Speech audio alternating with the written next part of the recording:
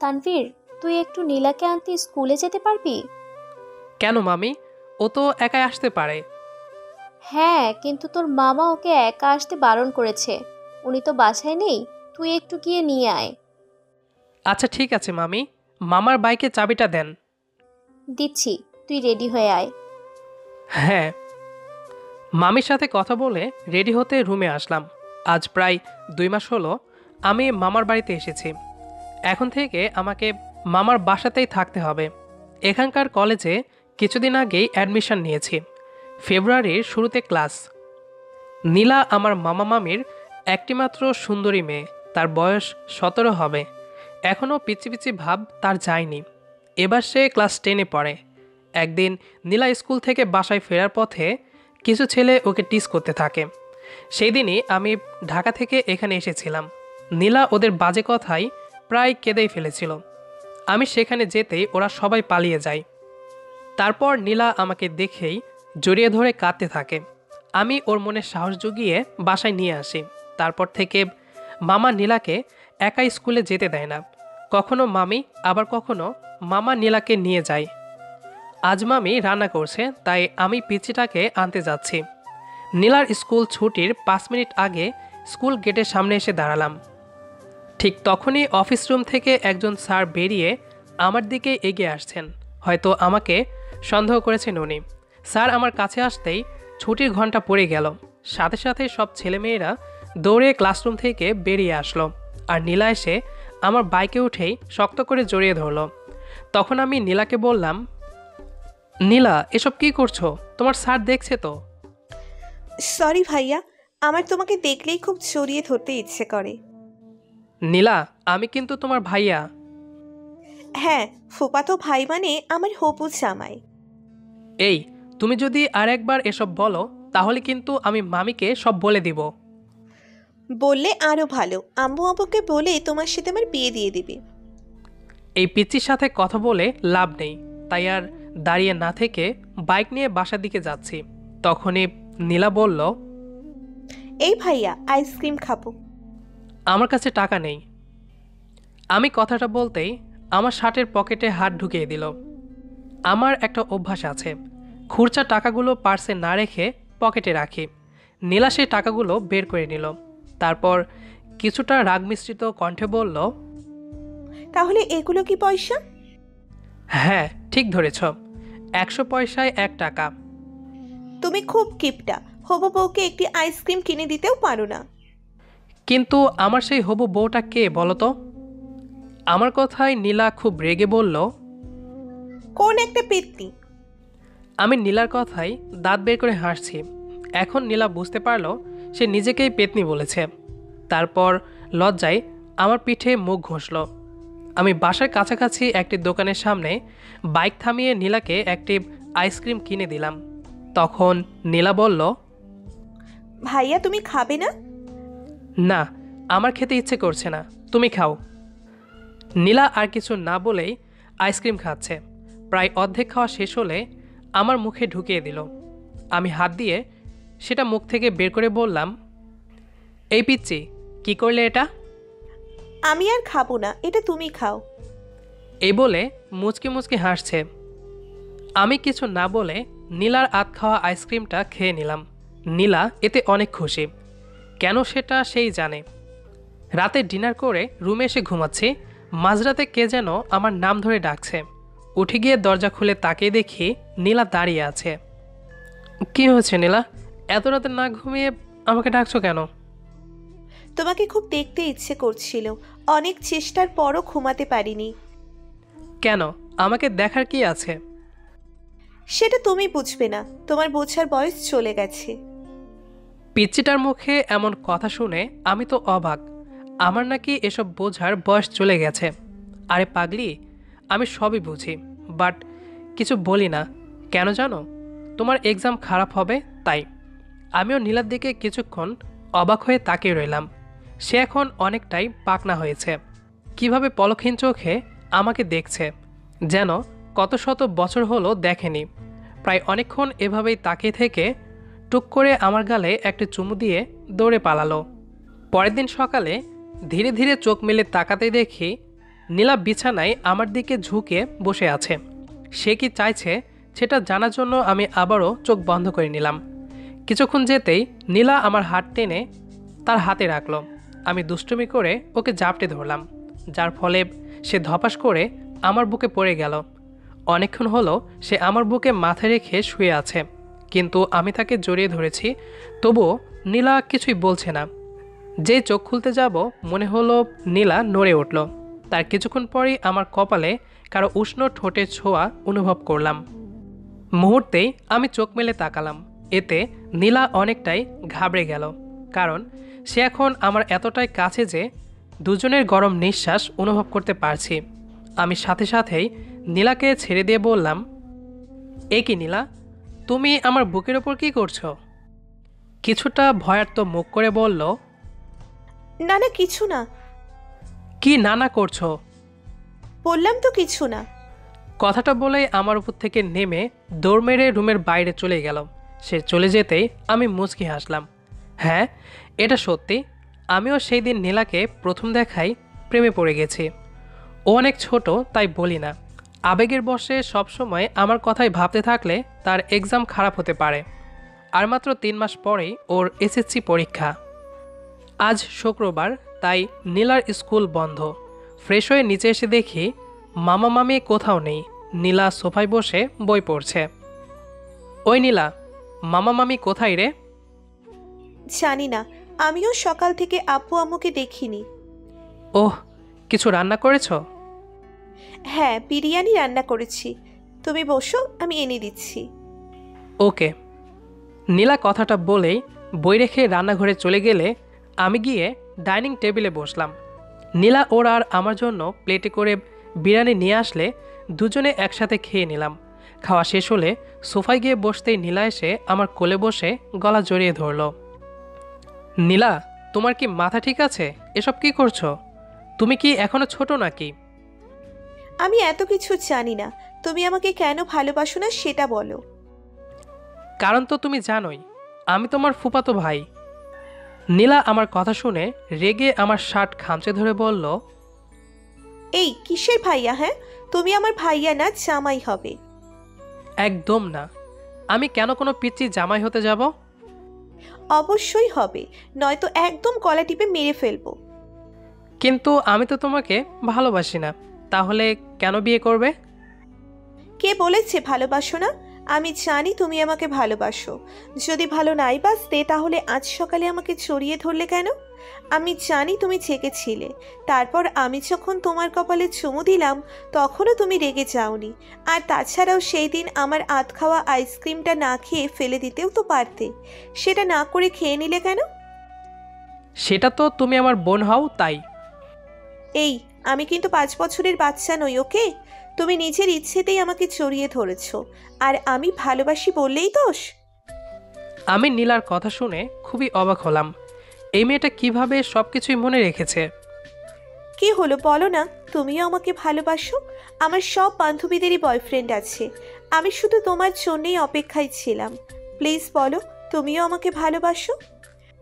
আমি তার কথার উত্তর দিতে যাব এমন সময় মামা আর মামি বাসায় আসলেন। তারা আমাদের এভাবে দেখে কিছুক্ষণ তাকিয়ে থেকে মামি বললেন, তানভীর, তুই এটা করবি কখনো ভাবিনি। মামি, আ আ চুপ, তোর কোনো কথা শুনতে চাই না। তুই এক্ষুনি এই বাড়ি থেকে চলে যা। আর নীলা, আজ আমরা তোর জন্যই পাত্র দেখতে গিয়েছিলাম, কিন্তু তুই। মামির কথায় নীলা খুব ভয়ে ভয়ে বলল, আম্মু, আমি ভাইয়াকে ভালোবাসি। চুপ কর তুই। আমাদের ছেলেটাকে পছন্দ হয়েছে, পরীক্ষার পরই তোর বিয়ে। কিন্তু আম্মু। মামি কথাগুলো বলেই নীলাকে টেনে রুমে নিয়ে গেল। মামি চলে যেতেই মামা আমার গালে খুব জোরে একটি চড় বসিয়ে দিল। তারপর অনেক কথাগুলো শুনিয়ে বাড়ি থেকে বের হয়ে যেতে বলল। আমি রুমে এসে সব ব্যাগপত্র গুছিয়ে সেখান থেকে বাড়িতে আসলাম। বুক ভরা কষ্ট নিয়ে বাসায় ফিরে আসলাম। আমাকে দেখেই আম্মু বলল, তানভীর, কি ব্যাপার তুই এখানে? হ্যাঁ আম্মু, আমার ওই বাড়িতে ভালো লাগে না, তাই চলে আসলাম। ভাইয়া কি বললো? তুই আর নীলা নাকি একে অপরকে পছন্দ করিস? হ্যাঁ আম্মু, এর জন্যই মামা আমাকে মেরেছে। তোর ওকে ভালো লাগে আমাদের কেন বলিসনি? আম্মু, আমি চেয়েছিলাম নীলার পরীক্ষার পরেই তোমাদের সব কিছু খুলে বলবো। নীলাকেও বলিনি আমি তাকে ভালোবাসি, কিন্তু আজ নীলা আমাকে বলতে জোর করছিল। তখনই মামা মামি চলে আসে। ভাইয়া তোকে মেরে ঠিক করেনি। আমি কালই সেখানে যাব। তুই রুমে গিয়ে রেস্ট নে। আর চিন্তা করিস না, নীলার বিয়ে তোর সাথেই হবে।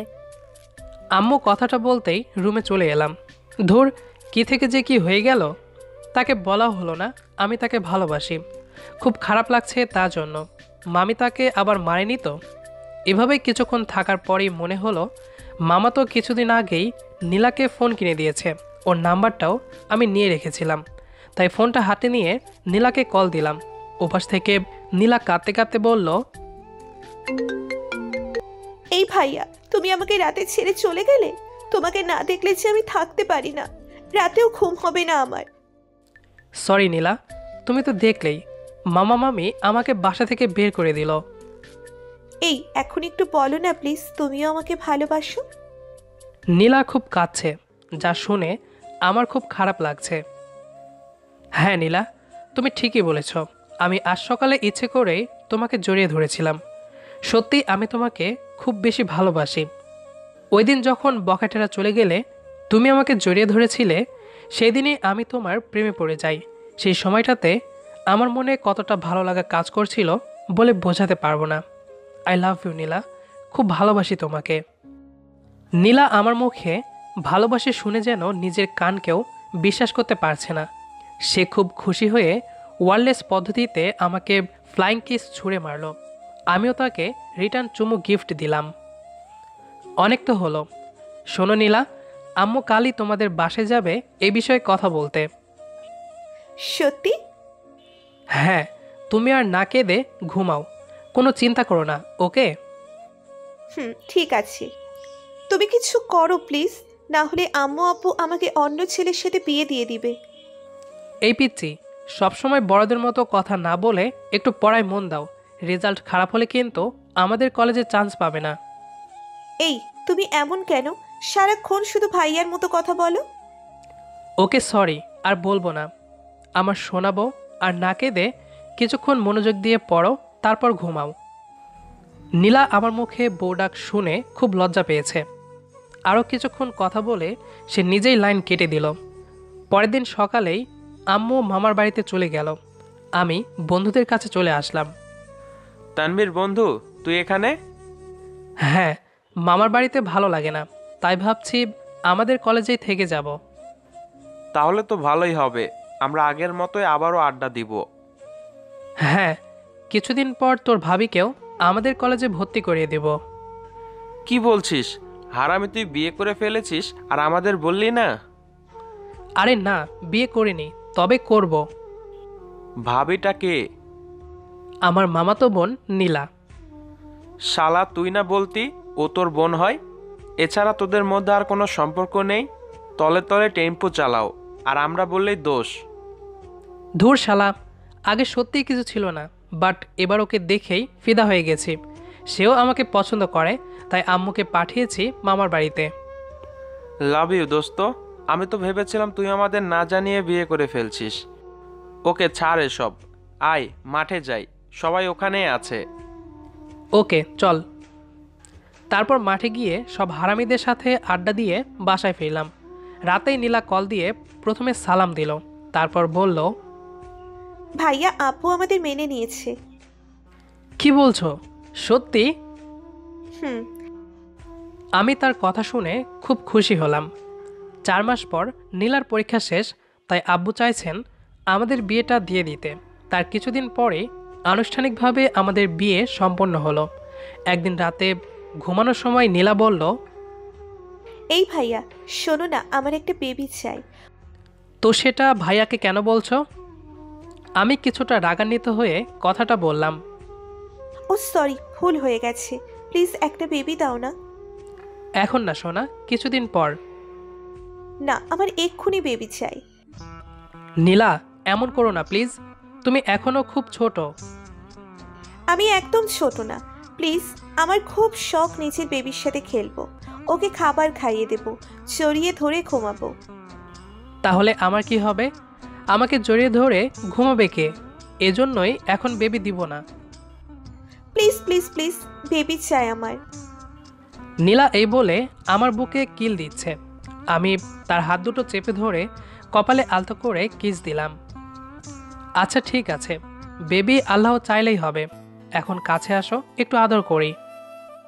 না, এখন আমার খুব ঘুম পাচ্ছে। এত ঘুমালে বেবি কিন্তু স্বপ্নেই হবে। আমার কথায় নীলা কিছুটা ভেবে লজ্জা পেয়ে আমাকে জড়িয়ে ধরল। আমি তার কোমরে হাত রেখে তার সারা মুখে ভালোবাসার পরশ এঁকে দিলাম। তারপর তাকে শক্ত করে জড়িয়ে ধরে হারিয়ে গেলাম নতুন কোনো এক ইতিহাস গড়তে। পরের দিন সকালে নীলা আমার ঘুমন্ত মুখে হাত বুলিয়ে দিচ্ছে। মুখে খুব সুসুরি লাগায় ঘুমটা ভেঙে গেলে তাকেই দেখি পিচ্ছিটা দুষ্টমি করছে। আমি তাকে কাত হয়ে বিছানায় ফেলে দিয়ে তার বুকে শুলাম।